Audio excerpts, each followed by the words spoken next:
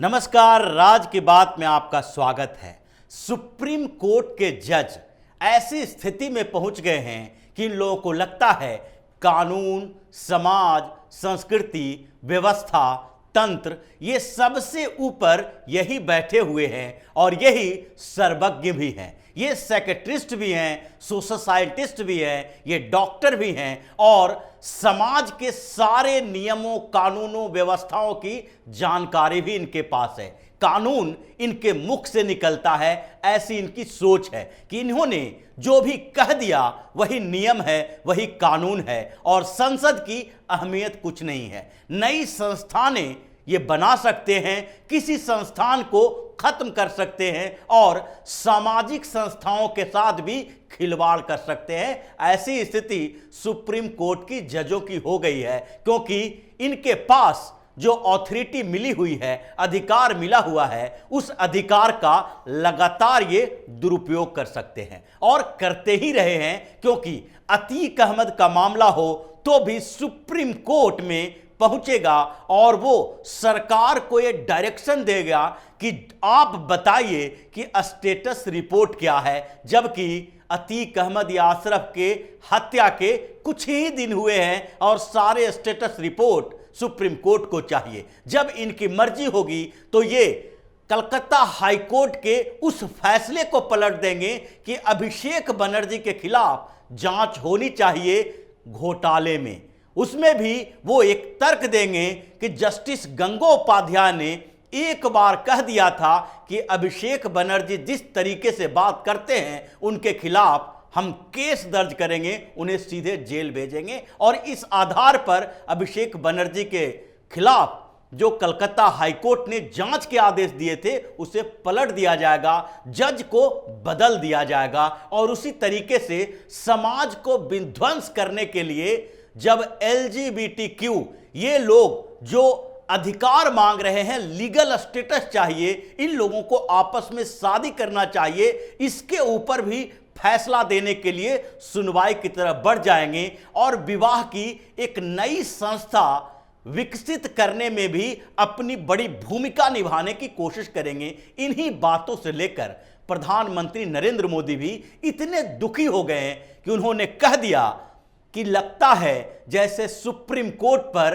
घृणित मानसिकता वाले, घिनौनी सोच वाले लोगों का कब्जा हो गया है। क्योंकि पिछले एक सप्ताह से सेम सेक्स मैरिज के ऊपर सुनवाई चल रही है और उस सुनवाई में सरकार की तरफ से बार बार कहा जा रहा है कि जज साहब आप लोग इस बात पर विचार कीजिए कि विवाह की संस्था नई नहीं हो सकती, नए तरीके के वैवाहिक संस्था का निर्माण नहीं किया जा सकता और विवाह से संबंधित कानून बनाने का अधिकार तो संसद के पास ही होना चाहिए। इसके लिए आप कम से कम फैसला सुनाने की स्थिति में न रहे। लेकिन सुप्रीम कोर्ट के जज अलग अलग तरीके का तर्क दे रहे हैं, बताने की कोशिश कर रहे हैं कि हम तो सुप्रीम हैं। वो उदाहरण जो दे रहे हैं वो यूरोप और अमेरिका की दे रहे हैं। जब सरकार की तरफ से तुषार मेहता ये बार बार जिक्र कर रहे हैं कि समाज में इंटरफेयर नहीं किया जाना चाहिए, सुप्रीम कोर्ट जिस मामले की सुनवाई कर रही है उस मामले में समाज से सीधा संबंध है और सामाजिक व्यवस्थाएं अलग अलग जगहों की अलग अलग होती है। आप यूरोप की संस्कृति, अमेरिका की संस्कृति और वहां के कानून का जिक्र करके हिंदुस्तान में ऐसा कानून नहीं बना सकते, क्योंकि अगर वैसा कानून हिंदुस्तान में बनेगा तो फिर यहां की सामाजिक संस्थानें कमजोर हो जाएगी। लेकिन सुप्रीम कोर्ट के जजों को यह सुनाई नहीं पड़ रहा है। वो तो बार बार इसी बात पर अड़े हुए हैं कि सरकार कोई न कोई व्यवस्था करे ताकि इन लोगों को लीगल स्टेटस मिले, जो समाज में रहते हुए समाज की सारी मान्यताओं, संस्कृतियों और समाज के नियम कानूनों के खिलाफ एक दूसरे के साथ रहने की कोशिश कर रहे हैं। जो लड़की लड़की के साथ रहना चाहती है, लड़का लड़का के साथ रहना चाहता है, जिसको लगभग अभी तक अननेचुरल रिलेशन कहा जाता था, जिसको अप्राकृतिक कहा जाता था, उसे अब प्राकृतिक, नेचुरल और लीगल स्टेटस देने की बात सुप्रीम कोर्ट में चल रहा है। सुप्रीम कोर्ट में इन लोगों ने तर्क दिया कि हमारे लिए स्पेशल स्टेटस दिया जाए, यानी कि स्पेशल मैरिज एक्ट के तहत हमारी व्यवस्थाएं हो शादी की, क्योंकि किसी भी धर्म के कानून में ये सारे मामले समाहित नहीं होंगे। इसलिए कुछ चीजों में परिवर्तन किया जाए। पहला परिवर्तन तो यही होना चाहिए कि वाइफ एंड हस्बैंड, ये जो शब्द हैं, इस शब्द को हटा दीजिए। इसके बदले जो स्पाउस शब्द है अंग्रेजी में दंपत्ति, वो शब्द लाइए और उसके बदले जो शब्द का रिप्लेसमेंट हो जाएगा तो शादी करने में दिक्कत नहीं होगी। लेकिन ये मामला जो है लीगल स्टेटस का है, इसीलिए जब इस पर तुषार मेहता ने कहा कि आप वो शब्द तो हटा देंगे, लेकिन उसमें ये बात तो जरूरी है कि आपको बताना पड़ेगा हस्बैंड कौन है और वाइफ कौन है। ये दो लोग, अगर दो मेल शादी करते हैं, दो फीमेल शादी करते हैं, तो उसमें भी कोई हस्बैंड कोई वाइफ तो होगा।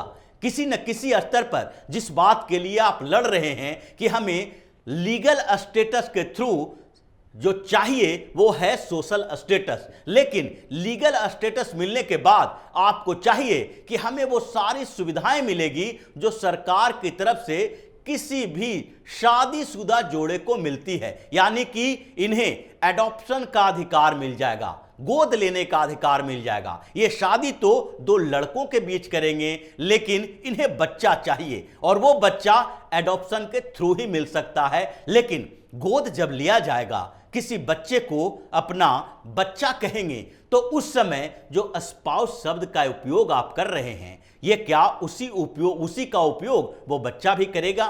क्या अपने बच्चे को ये आप बताएंगे कि आप उसमें से किसको मम्मी कहे, किसको पापा कहें? क्योंकि ये समस्या तो उसके बाद भी आएगी। दूसरी बात है कि आप लीगल स्टेटस की बात करते हैं जिससे सक्सेशन पैदा होता है, यानी कि जिससे उत्तराधिकार कौन होगा, उत्तराधिकार में संपत्ति किसको मिलेगी, इसकी अवधारणा भी उसमें शामिल है। लेकिन जब आप स्पेशल मैरिज एक्ट के तहत शादीशुदा किसी को बना देंगे तो उसके बाद जो एडॉप्शन होगा लीगली उसको रोका नहीं जा सकता है, और बच्चे का जो उत्तराधिकार में जो विरासत में चीजें मिलेगी उस पर किस तरह के अधिकार दिए जाएंगे? क्या उसके लिए कानून जो लागू होंगे वो मुस्लिम पर्सनल लॉ होगा, यहूदी लॉ होगा, क्रिश्चियन लॉ होगा, यानी कि क्रिश्चियनिटी का उत्तराधिकारी कानून लागू होगा, या मुस्लिम का होगा, या हिंदू कोड बिल के अनुसार होगा? ये तो आपको बताना पड़ेगा, क्योंकि जब लीगल स्टेटस की बात आएगी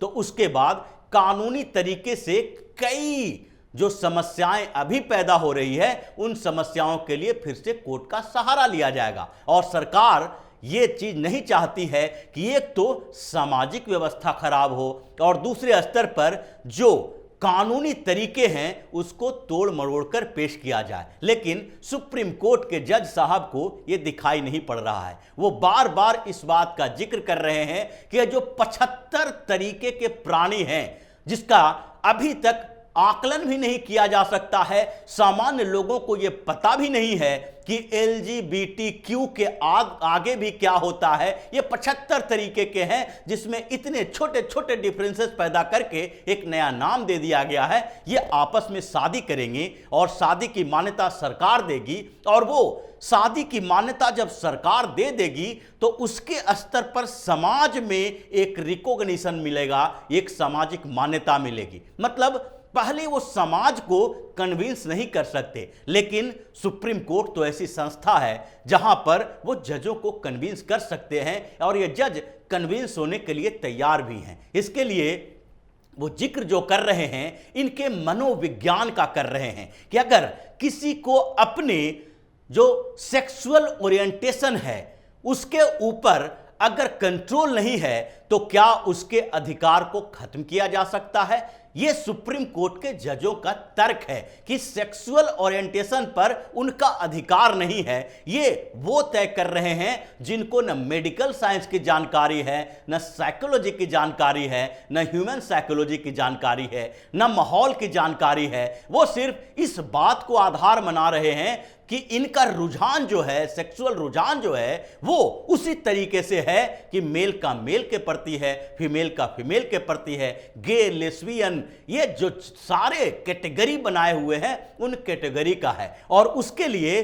उसको हम मान्यता देना चाहिए। जबकि तुषार मेहता ने साफ तौर पर कह दिया कि आपका रुझान हो सकता है, आप साथ में रह सकते हैं, लेकिन इस साथ में रहने को भी सुप्रीम कोर्ट ने ही पिछली बार अपने फैसले में जिक्र करते हुए कहा था कि अब यह क्रिमिनल ऑफेंस नहीं होगा, यानी कि अननेचुरल सेक्स जो होगा वो क्रिमिनल ऑफेंस नहीं होगा और इसलिए इन लोगों को इतना अधिकार भी मिल गया। लेकिन आप साथ रहना चाहते हैं तो आपको लीगल स्टेटस क्यों चाहिए? क्योंकि ये समाज का है, नियम कानून है और सामाजिक व्यवस्था में संसद को यह अधिकार होना चाहिए कि अलग अलग पहलुओं पर विचार करके जो उनके प्रतिनिधि हैं, जो रिप्रेजेंट करते हैं लोगों का, उन लोगों से राय लेके सामाजिक स्तर पर इसकी बातें करके सोच डेवलप करके ये तय करे कि ऐसे स्टेटस की जरूरत है या नहीं। लेकिन सुप्रीम कोर्ट इस बात पर अड़े हुए हैं कि अब सरकार को कोई ना कोई फैसला लेना पड़ेगा, क्योंकि सुप्रीम कोर्ट के 5 जजों को यह लगता है कि जिस तरीके से लेस्बियन और गे, ये सारे के सारे नए प्रजाति जो पैदा हुए हैं, ये सारे प्रजाति के लोगों को समाज में एक स्थापित मान्यता मिलनी चाहिए, उसमें सरकार भूमिका निभाए और इसलिए बार बार सरकार से इस बात की मांग किया जा रहा है। अब तो एक और नया पचड़ा फंसा दिया गया है। सरकार को कहा गया है कि आप 2 मई तक एक और रिपोर्ट दीजिए कि इन लोगों को आप अपने तरीके से, यानी कि सोशल बेनिफिट जो मिलता है गवर्नमेंट के तरीके से, वो सोशल बेनिफिट कैसे देंगे। यानी अगर 2 लड़के शादी कर लेते हैं, 2 लड़कियां आपस में शादी करते हैं, तो शादी के संदर्भ में जो भी सोशल बेनिफिट है, जो सामाजिक सुरक्षा के योजनाएं सरकार चल रही है, उसका बेनिफिट आप कैसे देंगे अगर इन लोगों को शादियां नहीं होती है तो? जबकि सरकार तो इस बात के ही खिलाफ है कि इन लोगों को साथ में रहना या इस तरीके का बिहेव करना समाज के में गंदगी फैलाना सही है या नहीं है, क्योंकि सरकार की ओर से इसे गलत ही बताया जा रहा है। लेकिन अब आगे देखना होगा कि इन जजों का मानसिकता इनकी कैसी होती है और किस सोच पर आगे बढ़ते हैं। हालांकि यह तो तय है कि इनका यू टर्न हो गया है, क्योंकि जिस तरीके से सवालों में तुषार मेहता ने इन 5 जजों को फंसाया है, उसके बाद इनको भी लगने लगा है कि इनको जो शादी की मान्यता देने की बात कर रहे हैं, वो नए वैवाहिक संस्था हम तैयार नहीं कर सकते। कानून तो सरकार ही बनाएगी और उसके बाद सारे स्टेट में इसे लागू करने के लिए उस स्टेट से भी परमिशन लेना पड़ेगा। सरकार ने सारे स्टेट के चीफ सेक्रेटरी को लेटर भी लिख दिया है, वहां से रिस्पॉन्स भी मनाई है और फिर जो सक्सेशन यानी उत्तराधिकार की बात है, एडॉप्शन की बात है, सरकारी फायदे की बात है, इन बातों में ऐसे उलझे हैं कि ये भी कंफ्यूज हो गए हैं कि सिर्फ शादी की मान्यता देना काफी नहीं है। शादी के बाद इतने पचड़े फंसने वाले हैं कि उसका समाधान सुप्रीम कोर्ट के पास भी नहीं है। लेकिन ये तो तय है कि जिस तरीके की सुनवाई हुई है और अभी जिस तरीके की सुनवाइयां सुप्रीम कोर्ट के अंदर चल रही है, उससे तो यही लगता है कि कई बार ये लोग इस पर सवाल उठा देते हैं कि राष्ट्र विरोधी गतिविधियों का उपयोग सरकार एक मुहावरे की तरह कर रही है। प्रशासन चलाने का अधिकार सरकार के पास नहीं, सुप्रीम कोर्ट के पास है। वैवाहिक संस्थानें जो अभी नई नई बनने वाली है, उसके लिए सरकार नहीं, सुप्रीम कोर्ट निर्णय लेगी। समाज को, व्यवस्था को, सरकार को, लोकतंत्र को, सारे जगहों पर इनका इंटरफेयर होगा, लेकिन इनके ऊपर किसी का इंटरफेयर नहीं होना चाहिए। और अब मोदी की सरकार यही इंटरफेयर करने वाली है, क्योंकि अब तैयार हो रहा है वो कानून जिसके इनके लिए भी लक्ष्मण रेखा होगा। इनके बोलने और बाहर में बोलने पर, कोर्ट के फैसलों में वर्बल टिप्पणी पर रोक लगाई जाएगी, कॉलेजियम व्यवस्था पर प्रहार किया जाएगा और तब पता चलेगा कि जजों की स्थिति क्या होती है। इनका अंतिम इलाज यही है और इसी की तैयारी की जा रही है। तो इसी तरह की खबरों के साथ फिर से हाजिर होंगे, तब तक के लिए बने रहिए हमारे साथ और देते रहिए हमें सहयोग, ताकि इसी तरह की खबर हम आपके लिए लाते रहें। धन्यवाद।